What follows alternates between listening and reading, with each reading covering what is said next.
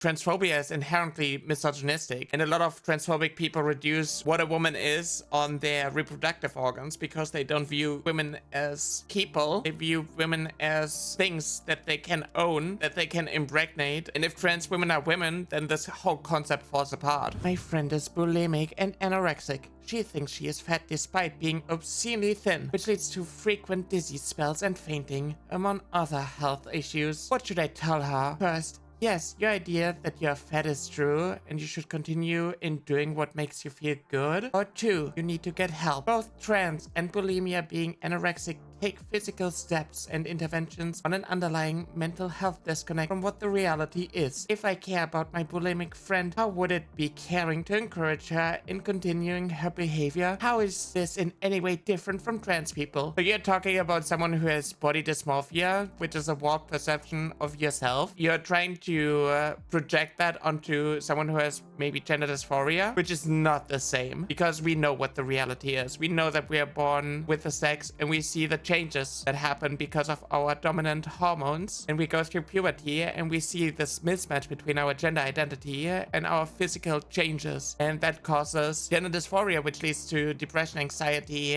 and suicidal thoughts. And the only way to prevent that is gender affirming care. So if you have body dysmorphia, then you would be this, and you look into a mirror. Just to make it simpler, you see this. That's like the most typical thing. You are thin in reality, but your perception of yourself is that you're obese, which leads to anorexia, bulimia, which are eating disorders. And how you would treat that is you find a deep-rooted issue and you need to solve that. If you have gender dysphoria, your brain, for example, just to simplify it, is this, and your body is this. You look at yourself, what you see is still this. What you want to be is this. You see that you're born one gender and it doesn't feel right. It feels like you're stuck in the wrong body. And then you go through hormones and you see physical changes. For example, you see facial hair, which is something that happens with testosterone. When you have estrogen, you see changes like breast growth. You see what these people have. You see what these people have. You yourself align with this group, but you have these changes. They cause dysphoria. Dysphoria leads to depression, suicidal thoughts, anxiety, especially the social anxiety. And we see the reality. Not all trans people have gender dysphoria. That's also something that needs to be clarified. Not all trans people have gender dysphoria. And the severity of your gender dysphoria can be vastly different. For example, I had dysphoria because of my anatomy. This is why I had surgery, and now this solved my issues. This fixed my dysphoria. This is not the same as this. And with body dysmorphia, you start developing an eating disorder, and you need to work with professionals on solving your perception of yourself. When you have gender dysphoria, the treatment of that is gender affirming care, because you cannot change your brain unless you get a lobotomy. You cannot change your brain, but you can adjust your body. For a lot of trans people, it's enough to socially transition. They don't need to change their body. What they can do is you would change your legal name, for example. When trans people don't have gender dysphoria, they get invalidated a lot. But if you do have gender dysphoria, which warrants medical interference, then you can go on HRT and it gets you closer to this result. The problem is that your puberty causes irreversible damage. And this is why puberty blockers are so crucial, because you don't want to force trans kids into something that they are not comfortable with. So you want to give them time. And puberty is rushing children. You see these changes. You see facial hair, and this is not going to go away if you take estrogen. You see things like your vocal cords thickening and your voice dropping, your Adam's apple getting more prominent, and you see all these things, and you can't reverse this with estrogen. Estrogen is just going to give you changes on top. A lot of right-wing politicians don't want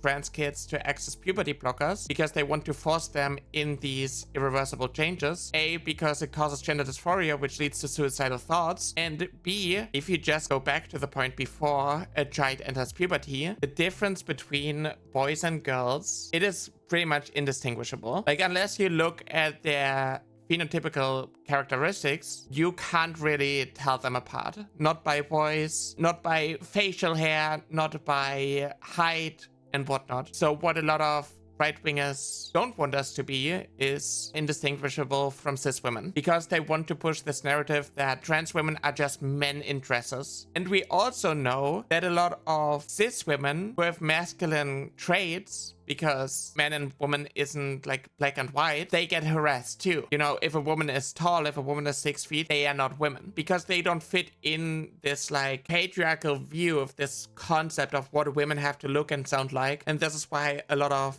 cis women get harassed in bathrooms too, because they are tall, because maybe their voice is deep, maybe they have short hair. We've seen so many masked lesbians who are cis women get forced out of women's restrooms because women felt uncomfortable because they are just a man pretending to be a woman, even though they are cis women. The trend is really disturbing. As long as we educate people with half-truth and don't give them the full picture, they will eventually grow up to be hateful, and they will grow up misinformed, and they're easier to manipulate. They just hold on to what they used to know, and they don't realize that what they've been taught is not actually reality. That's like going into math class and asking what happens if I take the square root of a negative number. In school, in 5th grade, I got told you can't do that. And then you go to university and you study, I don't know, electrical engineering, and then people are like, well, that's just that's just a complex number, because numbers aren't just a linear. They have a vertical axis, and you learn about complex numbers and how this is more accurate to nature because it relates with electric current and things like that. You need the full picture, but in school you're being taught like one thing, and then in university, like later when you're getting properly educated, people tell you, well, that is all like false. Like actually that is not really the case, and this is what happens with biology too. If you accept that XY doesn't necessarily equal man, because there's a slight chance that someone with the XY chromosome type can actually develop female phenotypical sex characteristics, then you can also accept the fact that there's a slight chance that your assigned gender at birth does not match who you are inside. If you can accept that, then you realize that trans women are women. We are just 1% of the population. We are a really small fraction. This is like where the problem like comes from, because people are like so used to what the norm is that they just like outright to refuse to accept that something like intersex people, trans people even exist. And we try to explain to these people all these things, and they're like, no, that's woke science, and you're actually denying biology. And it's like all these experts in the field, they agree with us, like therapists, neurologists, like all these people accept reality, but it's only the uneducated who are like so stubborn. They're so attached to this worldview. They just don't want to be proven wrong. So they shield themselves from like actual scientific facts, and they hold on to like old definitions of things and old understandings. And it's like, yeah, science evolves, our understandings evolve, but we also know that history has tried to erase trans people for a really long time. That's what colonizers did to other cultures. That is what fascists did in Germany in the 1930s. We've seen all these things, and it keeps happening, and we're just 1% of the population. But like, we have the science to back us up, but these people don't want to listen to the science. They don't want to listen to experts. They don't want to listen to our experiences. Unless people agree what HRT actually does, and what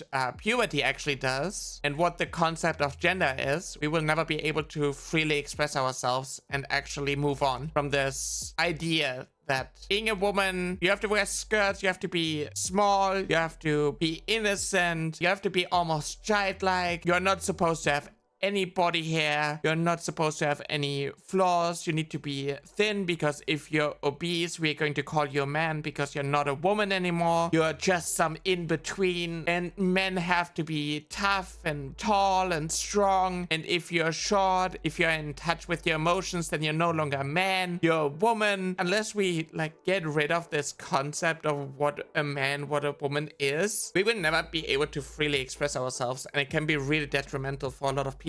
And this doesn't affect just trans people. This affects especially cis women of color, because a lot of these patriarchal traits, a lot of these beauty standards are inherently racist. I just hope that with time we will stop having right-wing politicians make rules that completely go against experts' opinions. I rely on things like gender affirming care, and if gender affirming care for me is being banned, then I can't get access to gender affirming care, and this creates a lot of problems. And we see this in America. I don't want to talk about politics, but like I have to, because I rely on politicians to make the right decisions and not go against experts' opinions. It's just so disappointing because I've lived through this experience. I know how gender affirming care helped me. It took me years to fight through this, and I came such a long way, and it's been so beneficial to me, to my mental health, and it cured so many things. But these people just want to take things away that makes our lives worth living because they don't want us to live. It's just frustrating. We have all these educated people back us up, but because these right-wingers have a lot of money and they can influence the media, like J.K. Rowling, Elon Musk, they just like spread this misinformation. They create this hatred for us, which is the reason why hate crimes have been skyrocketing in the past couple of years. And then these fascists get elected and they are not being held accountable for their crimes, which gives other people the confidence to come out of their shell, to not fear backlash, because they will find people who support them. And it just creates so many issues, not just for trans people. It is so frustrating when the people in the LGBT community are like, drop the T, it's just holding us back. Right-wingers haven't stopped coming for your rights, and they won't stop coming for your rights after they took away ours. We're in this together. We have to fight really hard just to express ourselves and to be ourselves. But we are in this fight together, and throwing us under the bus, it doesn't make these right-wingers go away. They hate equality. It's just so frustrating to see people in our own community just ditch us.